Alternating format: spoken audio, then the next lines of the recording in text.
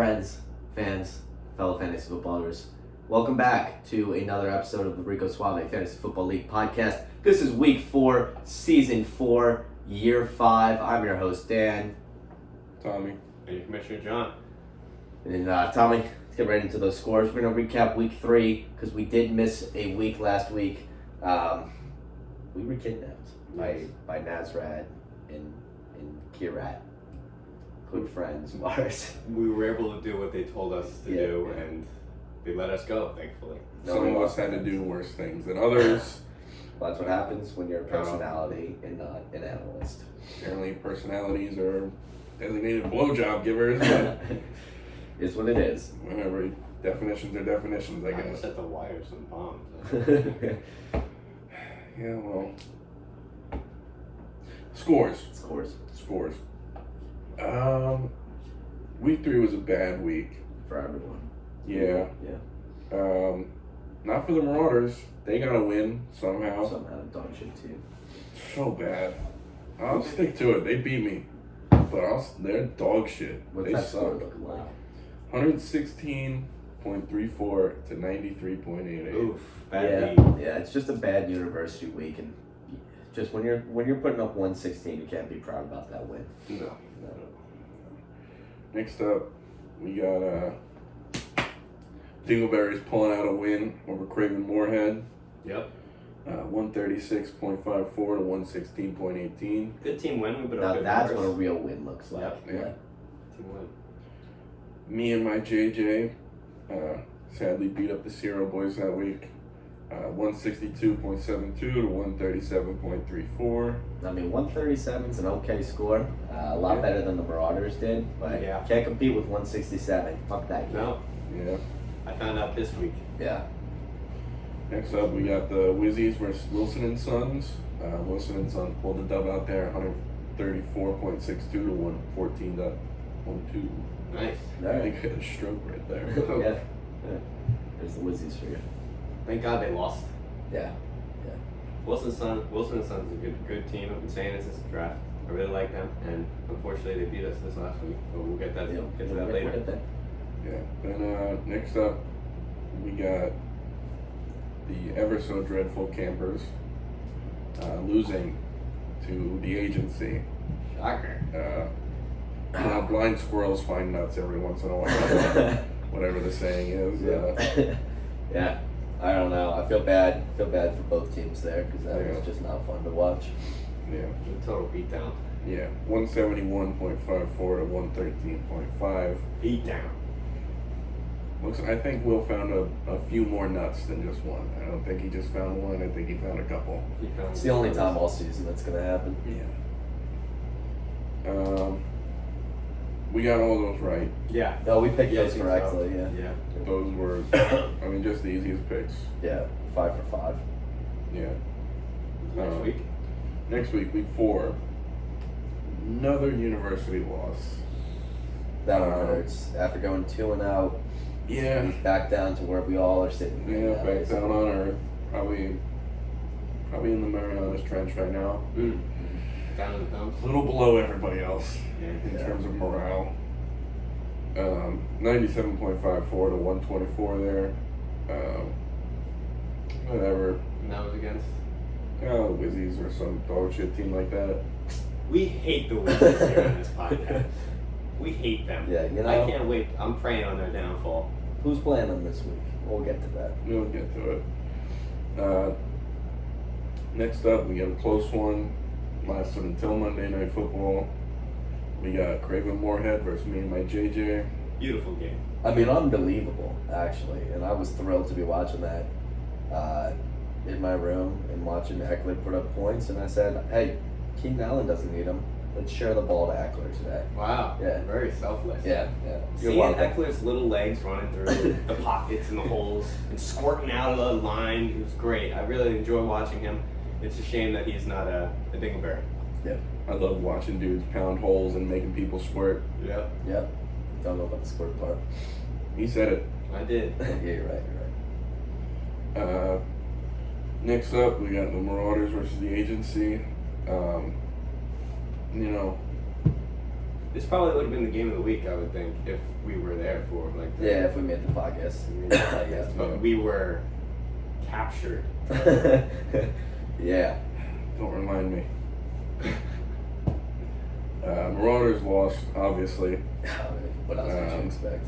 Only put up 101 points. I mean, the agency didn't do too well. Not much better. It's kind of like a. When you're facing a dog shit team, what can you do? Yeah. You just gotta beat them. They're both 2-2 right now. Yeah. There's only 2 other teams with different records. It's Yeah. crazy how close it is. Yeah. Anyone's league, not the Marauders though, Yeah. Or the Wizzies, fuck them. or the Wizzies, or Definitely the agency. not the Campers. Not the Campers. Other than that, anyone's league. Yep. Any of those other 6 teams remaining, Mm-hmm. anyone's league. After that, we got Dingleberries versus Wilson and Sons. Wilson and Sons just kind of fucked on them. They just did really great. You know, I was expecting it. I think the Bears put up a good amount of points. If I started my boy Daryl Goderson, we would have been a lot better off than starting OBJ. He's a fucking bomb. He will not be starting this week. Yeah. Listen, can't feel too bad. He was the highest scoring team this week. Yeah. So, you know, it's just a loss that sometimes you got to take. Yeah. So he's going to come back strong. Then we have the best matchup of the week. The funniest matchup for sure. We got the Cereal Boys versus Concentration Campers. And I've never seen a win this big. No. I've never. This could be an all-time record. It was a 96-point win. Almost 100 points. Did any other team put up like 96 points that week? I put up 97. So that's fucking like the point differential is someone else's score for that it's week. Tommy's That is score. wild. Yep. Yeah. Just Campers did not show up this week. And they're not looking too good. They might not show up next week either. They might not show up the rest of the You're season. playing them right now. You got to be thrilled. Yeah. Just 153. 153.92 to 57.52. 7. Now here's a couple things I want to say about that. One, Thursday night I walk into this room, I look John dead in the eye and said my team's putting up 150 this week. So I just want to say I'm proud of my boys. They did what they needed to do. 2, are we going to punish these people for putting up 57? We voted on it. It might have to happen. 3, why couldn't we save that performance for like last week or a week that I'm going to need it? You know, this could have been my 100-point week. It would could have been been. fine. I see where you're going. Yeah. But it is what it is, and we're happy with that dub, and that those points will keep me out of the shit zone for a while. Let's get right into the shit zone. Speaking of it, we can guess. We can guess who's in last place, and if you're paying attention at home, you can guess too. The Concentration Campers at about 420 points, right deep down in the shit zone. Next up, we have Connor of the Marauders. A little bit of room here, a little bit of leeway. He's at 449, almost 30 points. You know, that could be a 2-week thing. You can stay away from that. Tommy, you're next. You don't have to worry too much. You're at 471, 51 points away. You know, that's semi-comfortable, yeah. And then just honorable mention, Frankie, you went from 0 to hero. You are now, you were last, you're now on the toilet seat. You're at 477, right next to Tommy. So keep that in the back of your mind as you decide who you're playing. Last week's picks that we did off screen in the hole that Keyrod and Nosred had us in. 100%. Yeah, we got 100% there. We Yep. didn't miss. Yep. We never miss. We've never once missed. And speaking of not missing, we're going to go ahead and go through the next matchups and not miss on any of them either. So let's start off nice and strong. Cereal Boys versus the Marauders. This could not be more cut and dry. Cereal Boys 157% are winning this week. I'm not even worried. Yeah, I'm right there with you. I've been a Cereal Boys fan for life now, and why would I ever pick against them? Especially against this team. They got to get their shit together, the Marauders. Yeah. But I don't want it to be this week. I want the Cereal Boys to win here. Yeah, let's see them get it together maybe 4 weeks down the line. Yeah. Mm-hmm. Next up, who are you picking? I'll pick the Cereal Boys. All right, great. So we have our 3 picks. Next up, we've got the Wizzies versus the Agency. Just another situation where I don't want to pick either of the teams. The Agency is just straight fucking dog shit, and so is the Wizzies. I think I've got the Wizzies sneaking by a dub this week over the Agency. Every week there's a matchup like this. Yeah. Where I don't want to pick a single fucking team out of the two, and I'm gonna have to force a decision here. And hey, I hate the Wizzies more than I hate the Agency, so I'm picking the Agency this week. Nice. Will has had a few too many things go his way these past few weeks. I think this week the universe corrects itself, and Will puts up 85 points. And I'm picking the Wizzies. Nice. Yeah. And the Wizzies will get a little bit less than 84. Just keep in mind, Montgomery is out right now. Will has 0 running back ones on his team. So, yeah, good luck to you, bud. Next up, we've got Wilson and Sons versus Craven Moorhead. Wilson and Sons playing really, really strong lately. A team to be reckoned with, to be honest. Yeah. Looking like they're playoff bound. And Craven Moorhead, not too great, but a team we were high on in the beginning of the season. And I don't back down on my word. I'm taking Craven Moorhead this week. I'm gonna have to differ with you, man. Yeah. Wilson and Sons, man, I love them. I hated losing to them, but I think they're a great team. I think they are possibly a championship team here. Yeah. So I will most likely not go against them for the rest of the year. I like my gamble plays. I think Frank spent all his luck last week pulling out that Monday night dub. I'm going to have to go Wilson and Sons on this one. Fair. Next up, we've got the Campers versus me and my JJ. Now, a team that is dog shit versus a pretty solid team. As much as I hate to say it, me and my JJ, just really great. Projected 140 something points this week. Ridiculous. Which is just a projection that I haven't seen in a long time.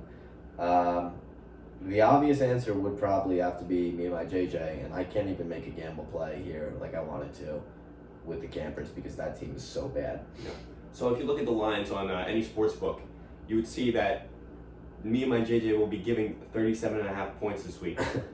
I'm not taking the line, I'm taking the money line here. Yep. Me and my JJ. You know, I think this will be a bounce back week for the Campers. I think they probably double their score from last week. But if you know math, that's 114 points. So I think Christian still stomps them. Yeah. Yep. I can agree with that. And then, of course, a little bit of a podcast rivalry, a fan favorite, the rsffl game of the week, the Dingleberries versus the University. Boys, am I thrilled to watch this one play out this week from the sidelines with nothing on the line here, except for the pick that I'm about to make. And I have been standing strong with my guys for a long time, and I'm going to continue to do that. I am taking the Taiwanese Dingleberries to win this week. University is sitting there on the shit zone, and I think they're just going to get deeper in the shit. Dingleberries are coming out stronger than ever and putting up 156 points compared to University's 111. Ooh, I like that pick. I'm gonna join you with that pick. What do you think? I'm really curious. It's always fun to be a part of a team. Yes. And I consider my guy, like you guys, a part of my team, and myself a part of your team. Yep. And fuck the University. So I'm going Dingleberries all the way. This is that voodoo magic. Yep. He's trying to do it. He's trying to... Listen, I don't even know if he's going to start a team this week. I'm just going to say it. We don't know if he's going to play anyone. Mm-hmm. So the safe choice is the Dingleberries. If you bench everyone on your team, I'll bench my defense. Yeah, that's a good trade. You'd still probably be ahead of the Campers Probably. if you benched everyone this week. Anyway, let's move on to trade talks, boys. Lots of trades have happened in the past 2 weeks. I think we caught them all, but I don't know. But I think kicking us off was my trade with Connor, where I gave away Chase Edmonds and Godwin. In return, I got Clyde, Edwards-Helaire, and Amari Cooper. Pretty straight up trade. He needed both those guys actually for his team. I needed a new wide receiver because I was in the mood to sell Godwin high. He had a bunch of good weeks, and I didn't think he'd keep it up, especially with so many options on that team. Yeah. He didn't. He didn't last week. He put up like 9. So I was like, it was good to see that. Cooper, on the other hand, got a little bit injured, so it's making me nervous. And then Clyde doesn't matter to me because I immediately traded him away, which transitions us to me trading away Clyde and Tyler Boyd for Debo. Looked like it paid off. Paid off big time for me. Debo put up 37, but Boyd had one hell of a game, I'll tell you that much. And put up, 20 himself? Yeah, something like that. Yeah, and Clyde didn't find himself on this team either. And he kept moving, and where'd he go to? Well, he went to none other than the agency. Agency received Clyde and DK Metcalf for Robinson and Evans. Now, I don't like that trade. I really don't like love it. Robinson. Yeah, I don't love that. I mean, agency's struggling on all ends right now, especially without Montgomery. So, in retrospect, that was not great for him. Yeah, it's pretty much like he let a better running back go for a better receiver. Yeah, I'd say DK it's is basically better than Evans. what it's been the whole time so far. Yeah, DK's absolutely better than Evans. Did he need DK? Could he have been fine with Evans? Did Enzo need a 4th running back? Hey, probably not. Yeah, but And he's rostering 3 tight ends. yeah, what's going on that team? And he's getting away with starting Dalton Schultz. What is going on with that team? I don't know, but he's planning big things, and he will not give up any of his guys as much as I try to trade for them. Next up, we've got your trade. You want to speak about it? Okay, so the Marauders came to me, and they were like, what will it take for Waddle? So I accepted the first request for Waddle. It was Davis and Harris for Jalen Waddle. Corey Davis had a great game. Last week he got like 21 points, and Damian Harris had -4 yards rushing. So that's not cool. And Waddle didn't do much better, so I'm feeling good about the trade so far. Nice. And then my friend, onto you and your trade. How do you think that went? It was good. Glad I got rid of that bum AJ Brown. Kenneth Gainwell ain't worth shit. And I got actual players back, so I think he should be good. And we'll see how it plays out this week. That was the most recent trade that happened today. And I just know tomorrow there will be a bunch more panic trades that we won't get to cover in the podcast. Mm-hmm. Anyway. This just in. It's just in.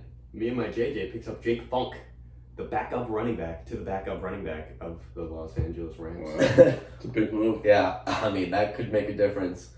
I don't know what that kid's planning with Jake Funk, but he could be seeing something that we don't see. He might have gotten a report that we all missed that Funk is it's time for Funky Town to have Funky Town. Yeah.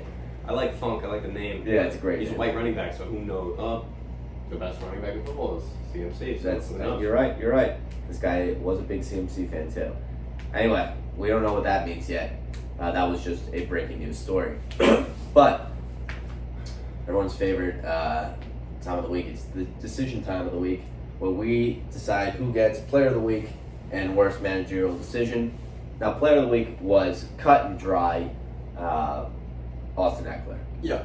Monday Night Football, 27 points he needs. I think it was something like a 75% chance that me and my JJ wins that game.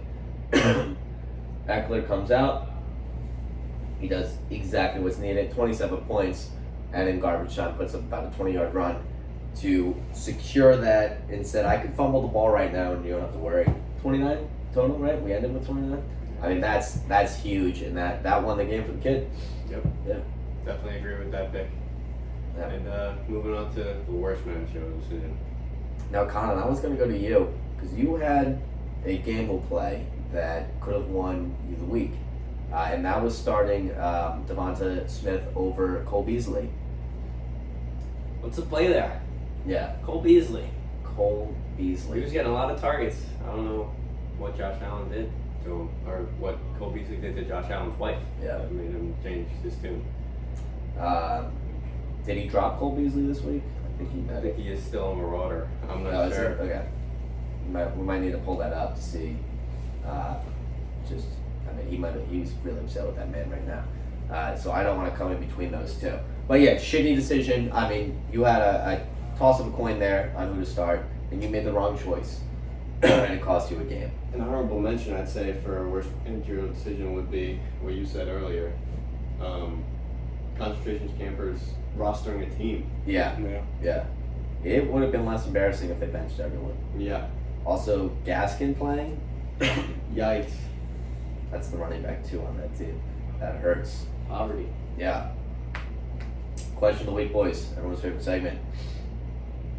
We just got the final addition to the Super Smash Bros. DLC roster. And it's a good pick. But what could be even better is if you chose somebody on your team to be that final pick. Guys, who would your DLC pick be? I've thought long and hard about this for about 20 seconds. And I really think the only choice that I could make would be my kicker, Kicker again. Greg Zerline. Had to check. I had to check. I forgot who my kicker was. But no, he'd be a great player. A lot of kicking attacks, I'd say. you know. Just something you've never seen before in Smash. Mm-hmm. Just kick and kick. Yep. That's it. He's got one move. Yeah. He just got kicked. not a great move set, but No, it wouldn't be great. no, but he would be okay. But I'd like it. Yeah. So, are we familiar with ice climbers? I'm very familiar. Yeah. So, what if we brought the Broncos defense into Smash and kind of give them the ice climber skill set, whatever? Like, you see 12 guys or 11 guys running around, and maybe a couple of them fall off the stage. That would be funny. Yeah. And if I wasn't going to do Broncos defense, I'd definitely do Derrick Henry.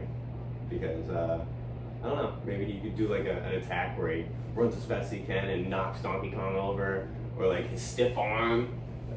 I think that could be cool, maybe. But I think Broncos defense is definitely my first. Nice. So now, I'm keeping moveset in mind here. And who has an arsenal of moves? That's Kyler Murray. No. Yeah. And what can he do? He could run very fast. He could throw things very accurately and hard. He can dive to get touchdowns because he doesn't need his running backs. I mean, what can't this man do? Now, keep in mind that it doesn't end there, because he is like Pokemon trainer, and there's 3 options for my player. This Yeah. is awesome. Yeah. Number 2, we have a attack-focused player with Saquon Barkley. Now, this man, like I say every week, has some meaty thighs. He's going to be the attacker, nice and strong. He's your finisher. He's your Charizard of the Pokemon team, Nice. right? And now we need somebody who's agile, who's sneaky, and that's Debo. That's Debo Samuel. What we saw him do in that game, where he just juked everyone out and Wide stood open. on that sideline, and everyone was like, "Where'd Debo go?" And he just fucking ran a 57-yard touchdown. Yep. Yeah, that's your little quick guy who puts on the early percent. So I've got all 3 things there. We got your quick guy, your well-rounded guy, and your finisher. I have to change my answer a little bit. Yeah. You guys had way cooler answers than I did. Okay. So, in accordance with that, Greg Zerline gets a submachine gun. Okay. Yep. I agree. Like Bayonetta? Well, I don't even know. I don't play. Does she have a machine gun? She just legs Yeah, up. she's got guns. Guns. Okay. Greg Zerline gets he gets a gun. All right. Greg Zerline with the gun. Yeah. Cool. Everybody, I'd like to introduce you to a new member of the podcast who has been sitting quietly this whole time, waiting patiently to be introduced. Tommy, would you like to bring him over to us? I don't know if I want to touch him, but sure. Okay. Now, here's a special player. A special man that we like to call the bringer of injury.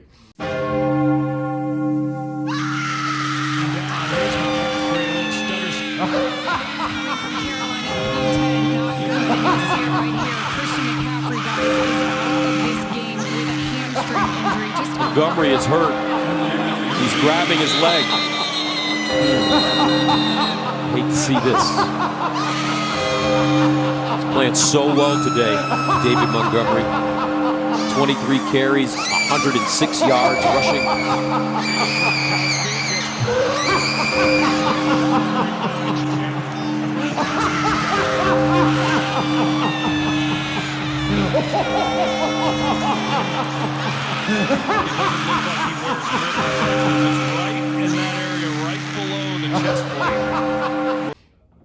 He's cursed your players. He's cursed CMC. He's cursed Montgomery. Cursed Gronk with those ribs. Logan Thomas.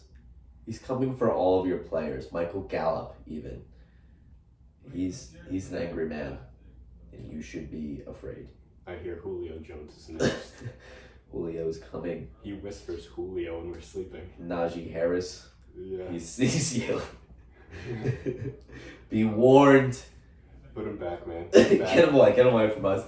Only Chris Pratt can control the power that the bringer of injury holds. If he is not near him, anything can happen. Be warned. But yeah, that's gonna wrap us up. Tommy, what do you got for sponsors this week?